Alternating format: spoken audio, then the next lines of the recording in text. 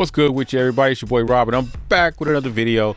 I'm here to talk about the iPhone SE and how this phone, in my opinion, would change the budget market for a couple of years to come.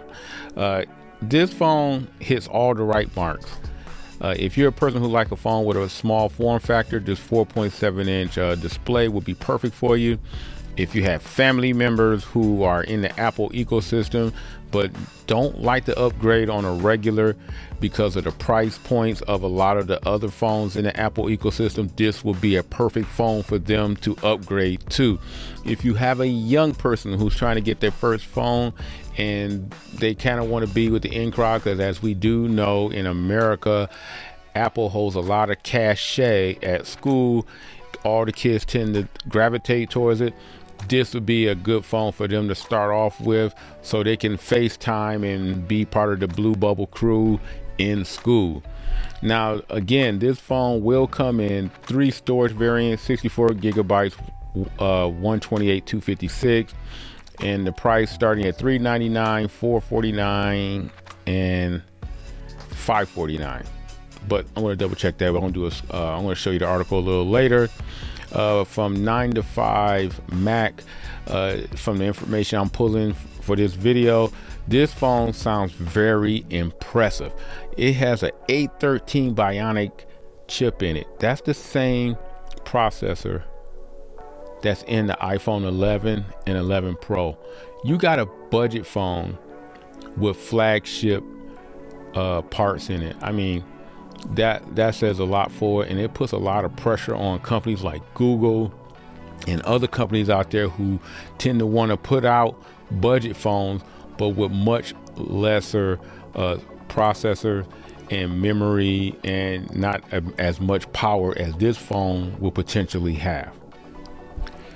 Apple officially unveiled the rumored iPhone 9 with the iPhone SE name for $399 with 3 colors up to $256. This article is written by Zach Hall for 9 to 5 Mac. Want to give proper credit where it's due. Now, pre-orders, like I said, will start Friday, April the 17th at 5 a.m. Pacific Standard Time, 8 a.m. Eastern Standard Time in the United States. Delivery starts Friday, April the 24th. Again, the price range from $399, $449, and $549. And available colors will be black, white, and red with black glass fronts. So that's going to make the phone look even better, in my opinion. It will carry those big bezels, but again, this phone isn't really too much for the techie person in us. If there is a techie out there who's going to pick this phone up, it's going to be their second phone, or it could be like a business phone. Storage, 64 gigabytes, 128, 256 are the storage options. It has a A13 Bionic chip inside, matching the performance of the iPhone 11 and 11 Pro. Now, when it comes from a camera standpoint, you're not going to have to worry about it because iPhones have their camera game on point. So you're going to have that single 12 megapixel sensor in the rear with 4K video recording up to 60 frames per second. And that front facing camera will have a 1080p video recording up to 30 frames per second, but it is a 7 megapixel sensor, but that really shouldn't make a difference. Now, here's the thing that will make a lot of old school people happy: the Touch ID.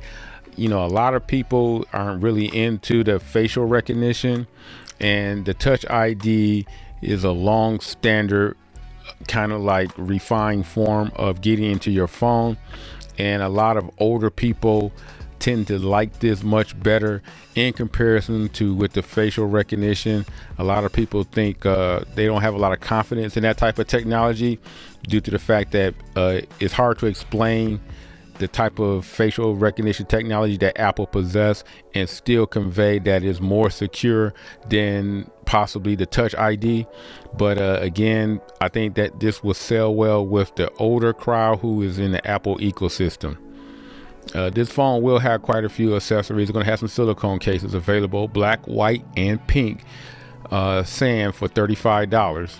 Now this model joins the 11R, the 11, the Pro, and Pro Max, and it brings everything within their range. If you think about it, from the $599 all the way up to the $1,500 range.